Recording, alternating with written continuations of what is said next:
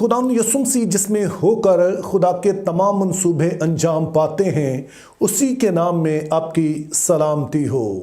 Bible मुकद्दस को दो बड़े हिस्सों में तकसीम किया जाता है और जब हम अहद अतीक का पुराने अहदनामे का मुतालिया करते हैं तो वहाँ पर हमें खुदा और इसराइल के ताल्लुक की कहानी मिलती है।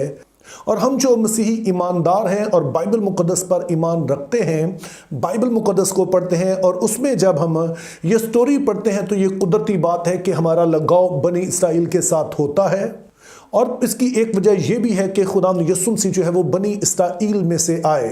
तो इसीलिए बहुत सारे मसीही ईमानदारों के लिए ये बात समझना कदरे मुश्किल होता है जब वो मुकाशवा की किताब 2 बाब और उसकी 9वीं आयत पढ़ते हैं, जिसमें खुदावंद यीशु मसीह खुद फरमाते हैं कि मैं तेरे कामों और मुसीबत और गरीबी को जानता हूं, मगर तू दौलतमंद है।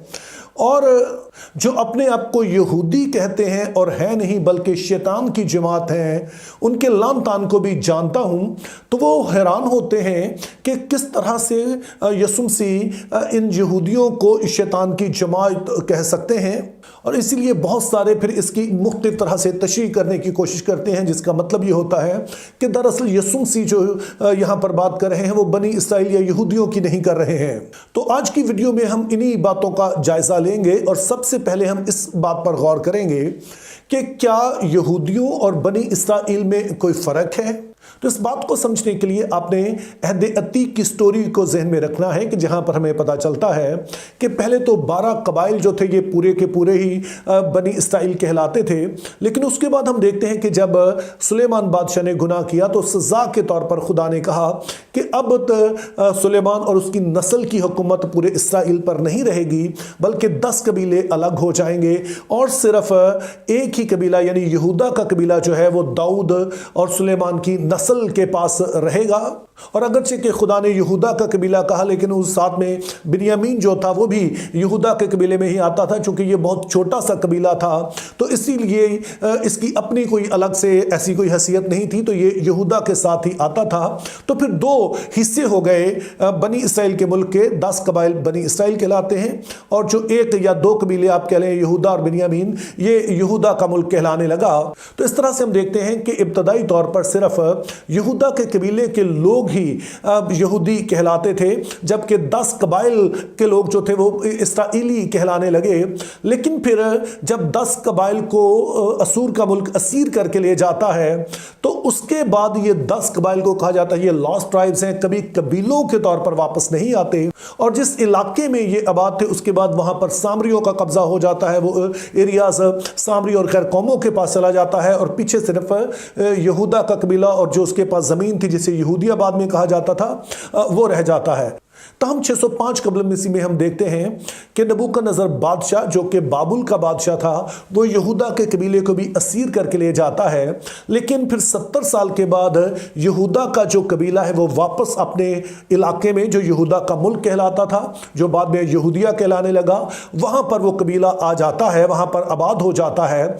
लेकिन अब सिर्फ वही वापस नहीं आते हैं, बल्कि वो जो 10 कबाइल जिनको लॉस्ट ट्राइब्स कहा जाता है उनमें से चंद एक खानदान जो कि खुदा के साथ वफादार रहे इस असीरी के बावजूद वो भी वापस आते हैं। और चूंकि अब इन 10 कबाइल के जो खानदान थे वो भी यहूदा के इलाके में आकर आबाद होते हैं, तो अब यहूदा और बनी इसराइल में फर्क मिट जाता है। बल्कि जितने भी इस मुल्क में आबाद हैं यानी कि वो सभी के सभी चाहे वो किसी भी कबीले से ताल्लुक रखते हो, चूंकि अभी वो यहूदिया के मुल्क में हैं तो फिर वो यहूदी कहलाने लगते हैं।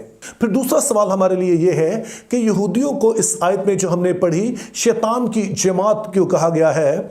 तो उसके लिए पहली चीज़ ज़हन में रखिए कि शैतान का मतलब होता है वो जो मुखालफत करता है। इसका लफ्ज़ी मतलब ही मुखालफ है, दुश्मन है। और चूंकि शैतान वो हस्ती है जो कि खुदा के हर मंसूबे की मुखालफत करता है।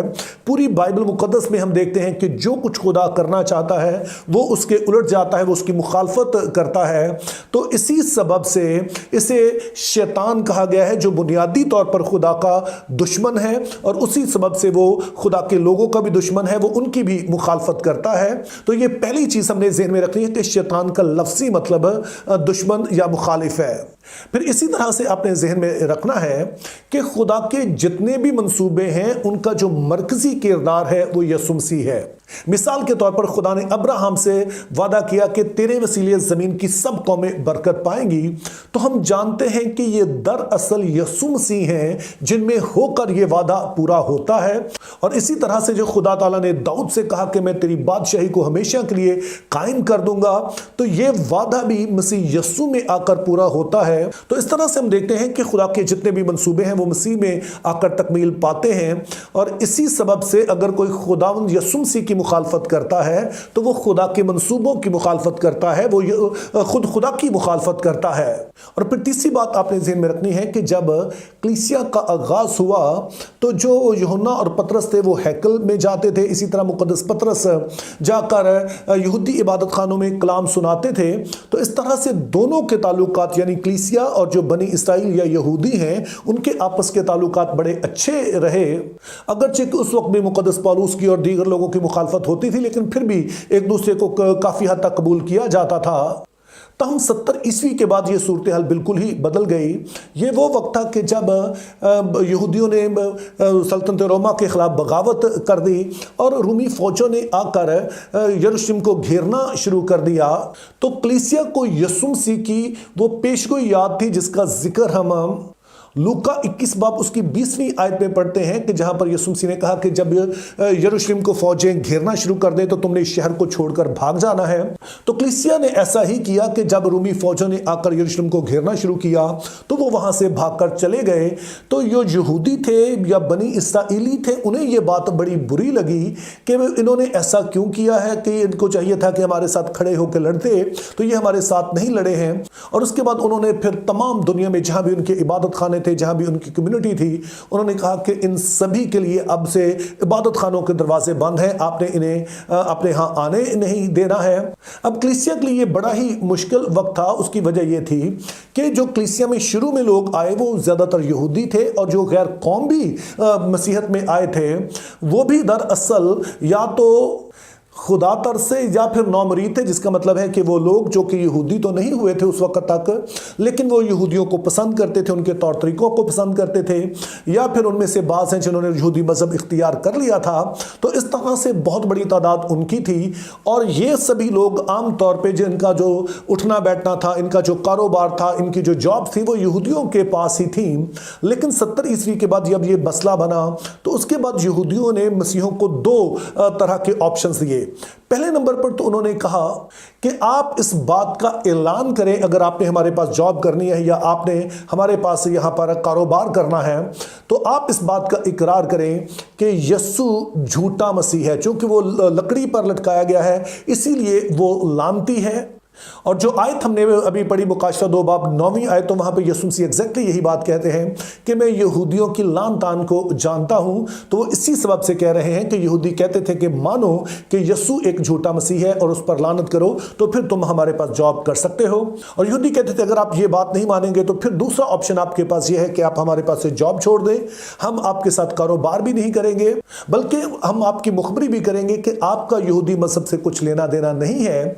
अब ये बहुत ही अहम बात थी मसीहों के लिए, क्योंकि जब तक वो समझे जाते थे कि यहूदी हैं वो, तब तक उनको कुछ आप समझे कि रियायतें हासिल थी, उनको कुछ रियायत दी जाती थी। मिसाल के तौर पर जहां पर दुनिया की बाकी सभी कौमें, सब मज़ाहब को यह कहना पड़ता था कि कैसर खुदावंद खुदा और नजात दहिंदा है, तो यहूदियों को यह कहना नहीं पड़ता था। उसकी बजाय उनको कुछ पेमेंट करना पड़ती थी, कुछ जिजिया एक्स्ट्रा देना पड़ता था, वो दे देते थे। तो मसीही भी इसी तरह से यहूदियत का हिस्सा समझे जाने की वजह से उन्हें भी ये सारी कुछ रियायतें हासिल थीं। लेकिन अब जब यहूदियों ने कहा कि आप हमारा हिस्सा नहीं है, तो हम ना सिर्फ आपको जॉब से निकाल रहे हैं, ना सिर्फ आपके साथ हम कारोबार नहीं करेंगे, बल्कि हम सल्तनत रोमा को बताएंगे कि आप एक गैर कानूनी मजहब है। तो फिर या तो आप कैसर को खुदावंद खुदा और नजात दहिंदा कहें या फिर अपनी जान से जाएं। और इसी वजह से खुदा यीशु मसीह का स्मरणा की कलीसिया से कहना है कि मैं तेरे कामों और गरीबी और मुसीबत को जानता हूं। यानी कि शायद यहूदी तुम्हें जॉब से निकाल दें और तुम्हारे साथ कारोबार ना करें, जिसकी वजह से तुम्हें गुर्बत का सामना करना पड़े, और शायद सल्तनत रोमा की तरफ से शायद तुम्हें मुसीबत भी उठानी पड़े, लेकिन ये ज्यादा देर तक जारी नहीं रहेगा। तो अब इस तरह इन तीनों चीजों को मिलाकर पढ़िए तो आप बेहतर तौर पर समझ पाएंगे कि यीशु मसीह यहूदियों को शैतान की जमात क्यों कहते हैं। पहली चीज हमने देखी कि शैतान का मतलब है मुखालिफ, जिसका मतलब यह है कि शैतान खुदा के हर मंसूबे की मुखालफत करता है। दूसरी बात हमने देखी कि यीशु मसीह हैं जिसमें होकर खुदा के सारे मंसूबे अंजाम पाते हैं, वो खुदा के मंसूबों का मरकजी किरदार है। और तीसरी बात हमने देखी कि यहूदी हैं, जो स्मुरना में रहने वाले यहूदी हैं, वो दरअसल सिर्फ मसीहों की मुखालफत नहीं कर रहे हैं, बल्कि वो खुदा यीशु मसीह की मुखालफत कर रहे हैं, जो कि खुदा के मंसूबे का मरकजी किरदार है। जिसका मतलब है कि दरअसल वो खुदा के मंसूबे की मुखालफत कर रहे हैं। और चूंकि खुदा के मंसूबे की मुखालफत शैतान का काम है, और जब कोई ऐसा करेगा, चाहे उसका जो भी बैकग्राउंड हो, तो फिर उसे शैतान ही कहा जाएगा, शैतान की जमात ही कहा जाएगा, चाहे वो यहूदी या बनी इसराइली ही क्यों ना हो। Think biblically, live purposefully, have a very good day.